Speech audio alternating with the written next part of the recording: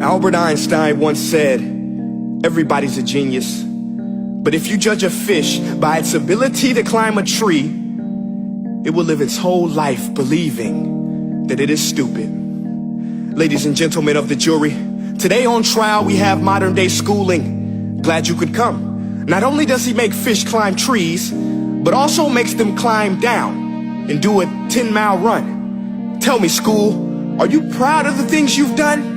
Turning millions of people into robots, do you find that fun? Do you realize how many kids relate to that fish swimming upstream in class, never finding their gifts, thinking they are stupid, believing they are useless? Well, the time has come, no more excuses.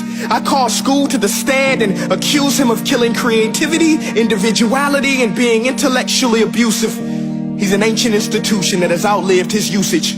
So, Your Honor, this concludes my opening statement, and if I may present the evidence of my case, I will prove it. Proceed. Exhibit A. Here's a modern day phone. Recognize it? Here's a phone from 150 years ago. Big difference, right? Stay with me. Here's a car from today, and here's a car from 150 years ago. Big difference, right? Well, get this. Here's a classroom of today, and here's a class we used 150 years ago. Now, ain't that a shame? In literally more than a century, nothing has changed. Yet you claim to prepare students for the future? But with evidence like that, I must ask, do you prepare students for the future or the past?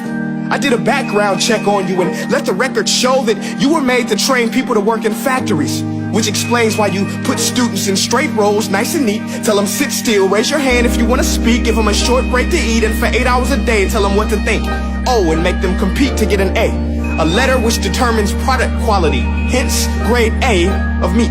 I get it. Back then, times were different. We all have a past. I myself am no Gandhi. But today, we don't need to make robot zombies. The world has progressed. And now we need people who think creatively, innovatively, critically, independently, with the ability to connect. See, every scientist will tell you that no two brains are the same.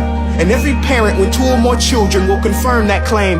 So please explain why you treat students like cookie cutter frames or snapback hats, giving them this one-size-fits-all crap. Watch your language. Sorry, Your Honor, but if a doctor prescribed the exact same medicine to all of his patients, the results will be tragic. So many people will get sick, yet when it comes to school, this is exactly what happens. This educational malpractice, where one teacher stands in front of 20 kids, each one having different strengths, different needs, different gifts, different dreams, and you teach the same thing the same way? That's horrific. Ladies and gentlemen, the defendant should not be acquitted. This may be one of the worst criminal offenses ever to be committed. And let's mention the way you treat your employees. Objection. Overruled. I want to hear this. It's a shame. I mean, teachers have the most important job on the planet, yet they're underpaid? No wonder so many students are short-changed. Let's be honest. Teachers should earn just as much as doctors, because a doctor can do heart surgery and save the life of a kid.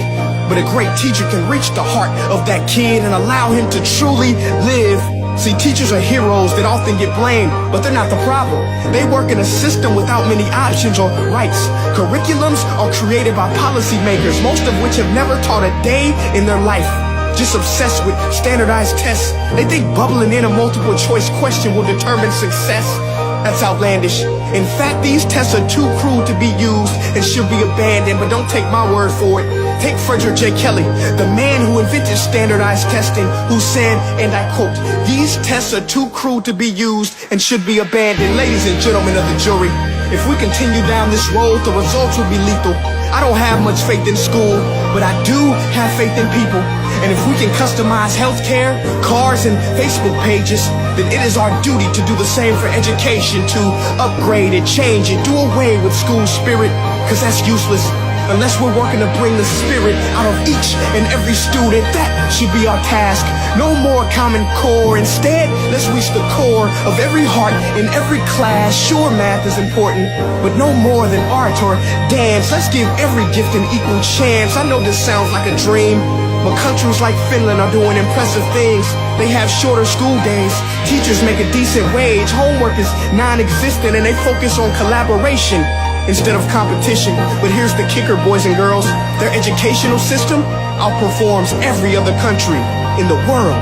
Other places like Singapore are succeeding rapidly. Schools like Montessori, programs like Khan Academy, there is no single solution. But let's get moving, because while students may be 20% of our population, they are 100% of our future. So let's attend to their dreams, and there's no telling what we can achieve.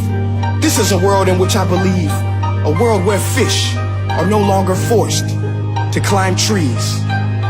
I'll rest my case.